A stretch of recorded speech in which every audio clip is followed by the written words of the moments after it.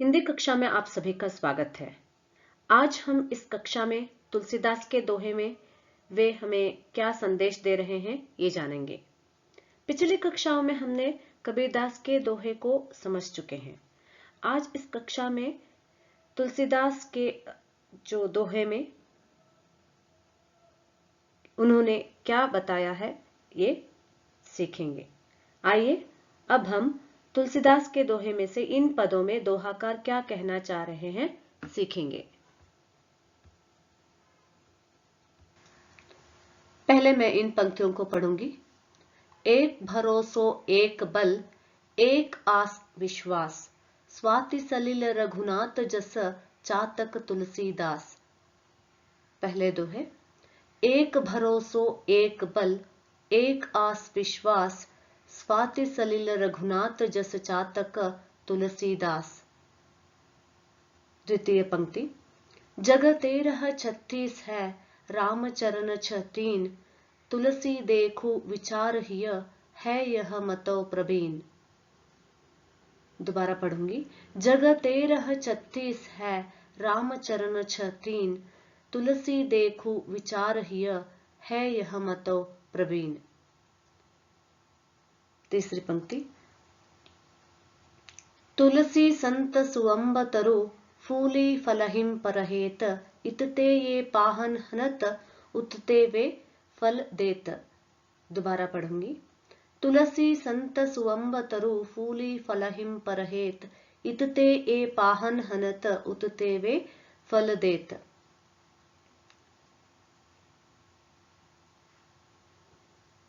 Next. तुलसी काया खेत है, मनसा भयो किसान, पाप पुण्य दोऊ बीज हैं, बुवे सो लुने निदान। दोबारा पढ़ूंगी। तुलसी काया खेत है, मनसा भयो किसान, पाप पुण्य दोऊ बीज हैं, बुवे सो लुने निदान। पंचम पद। मधुर बचन ते जात मिटे, उत्तम जन अभिमान, तनक शीत जलसो मिटे, जिस जैसे दूध उफान। दोबारा पढ़ूंगी। मधुर बचन ते जात मिटे, उत्तम जन अभिमान, तनक शीत जलसों मिटे, जैसे दूध उफान। अब हम शब्दार्थ सीखेंगे।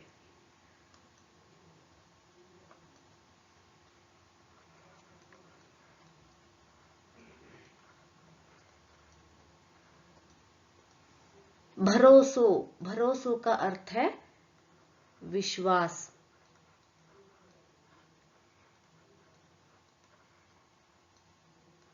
भरोसा।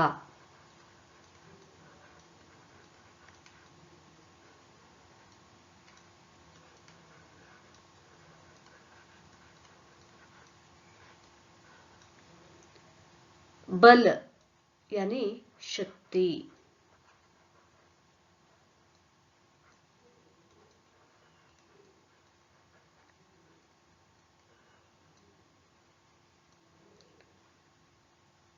आस, आस का अर्थ है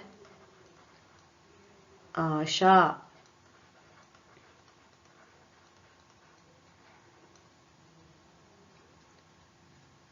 स्वाति सलील, स्वाति सलील का अर्थ है कि स्वाति बरसात के जो समय, स्वाति वर्षा का जल। स्वाति सलील।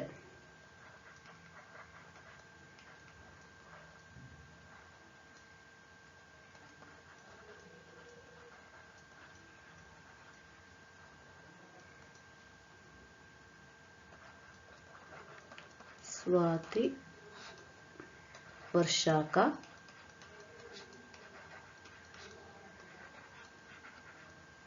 जल। रघुनाथ मतलब श्री राम।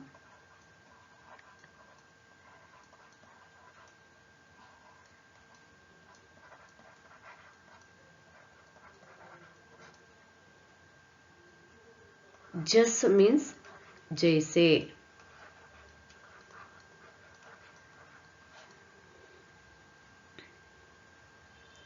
चातक यानी चातक पक्षी।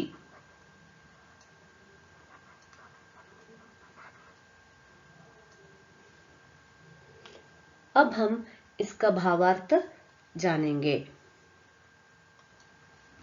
प्रस्तुत दोहे में गोस्वामी तुलसीदास सगुण भक्ति धारा के सर्वश्रेष्ठ राम भक्त कह रहे हैं कि श्री राम के प्रति अपनी अनन्य भक्ति व अटूट विश्वास प्रकट करते हुए वे कहते हैं कि मात्र श्री राम पर उनका भरोसा है।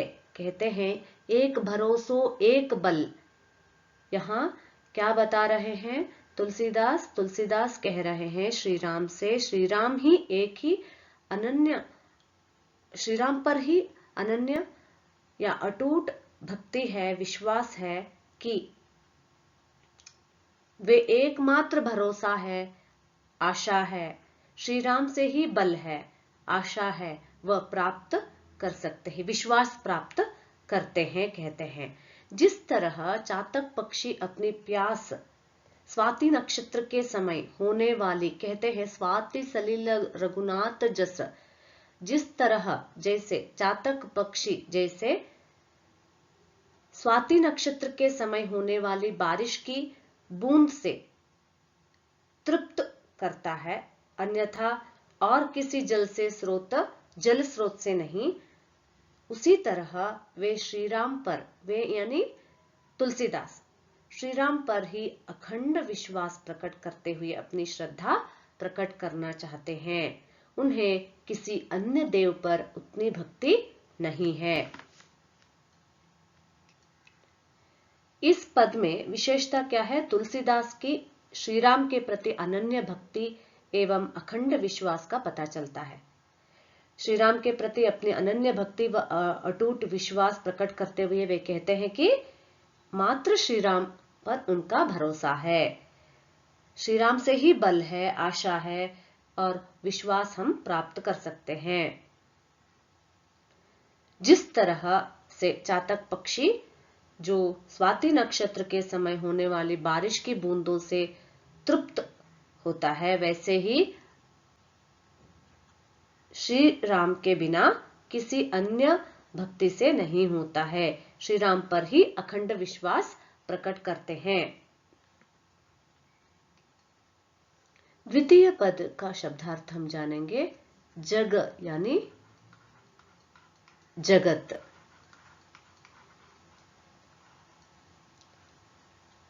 यह 13-36। ओके, देन उसके बाद है कि प्रवीण।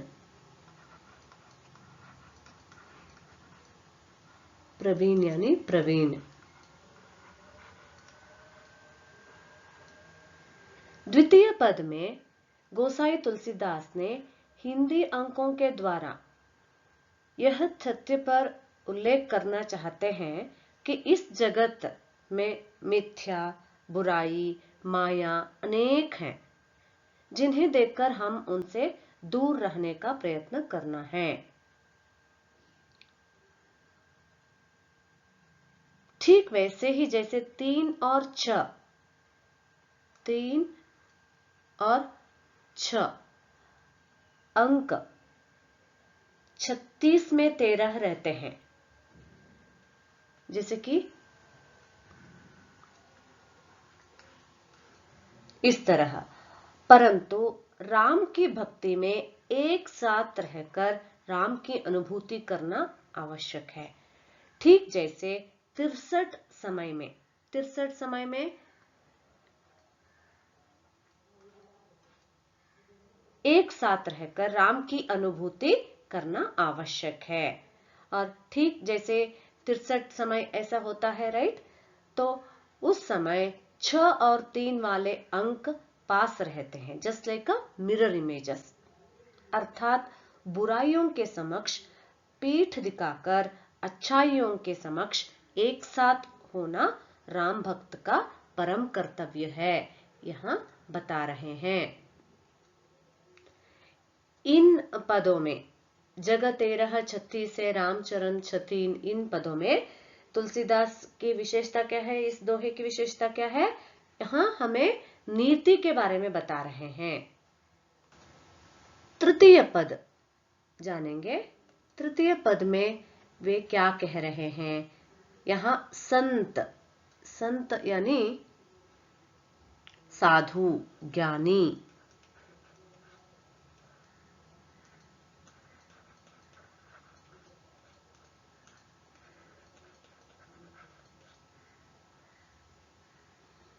तरु,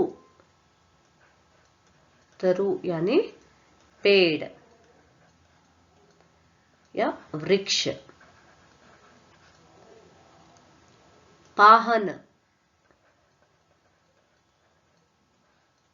पत्थर।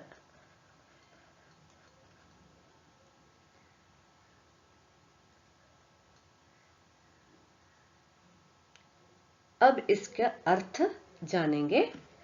तृतीय पद में तुलसीदास ने कहा है कि सत्पुरुष कैसे होते हैं?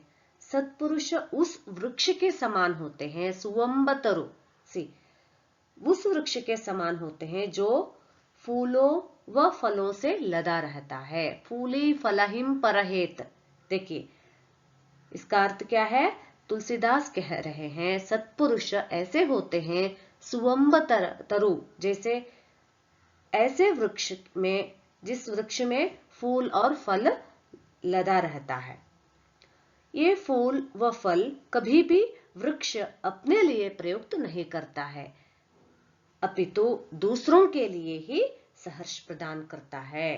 ठीक वैसे ही दूसरे लोग सज्जन से जितनी मात्रा में फायदा उठाएंगे उतना ही लाभ उन्हें प्राप्त होंगे।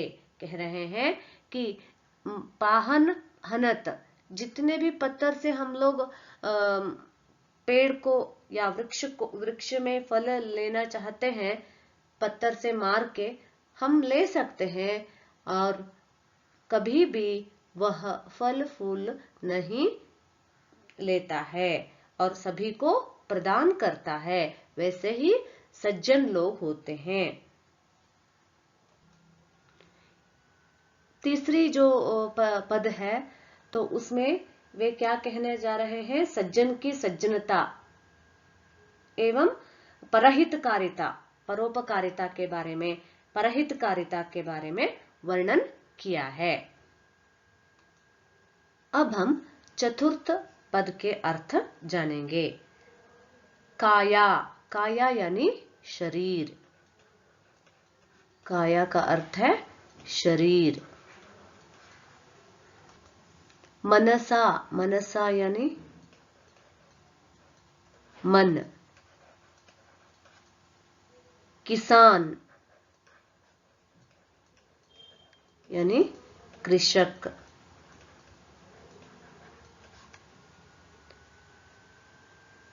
दोवु, दोवु का अर्थ क्या है? दोनों।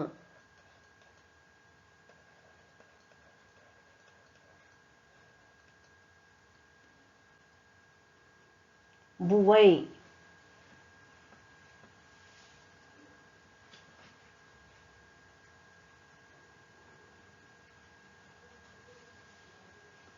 बोना।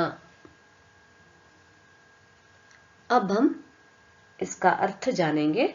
चतुर्थ पद में तुलसीदास ने ये कहा है कि हमारा शरीर खेत के समान है। काया खेत है, मन कृषक का समान है, किसान के समान है। पाप और पुण्य दोनों दो तरह के बीज हैं।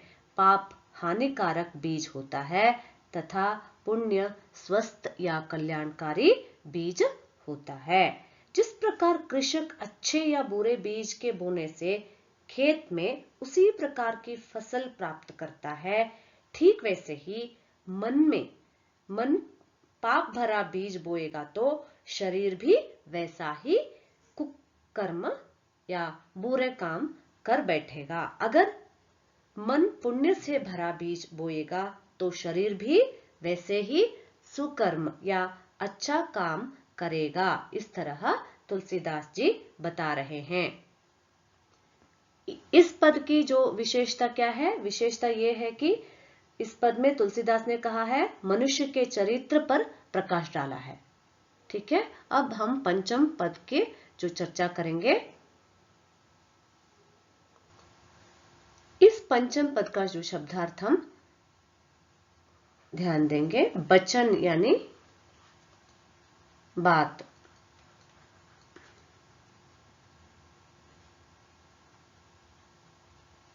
और हमें किस तरह बात करना चाहिए इसके बारे में यहां बता रहे हैं। तनक यानी थोड़ा,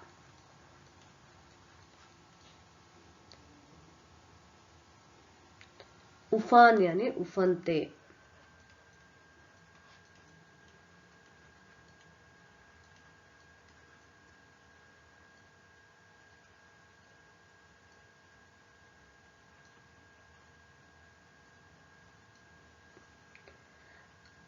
अब हम इसकी चर्चा करेंगे।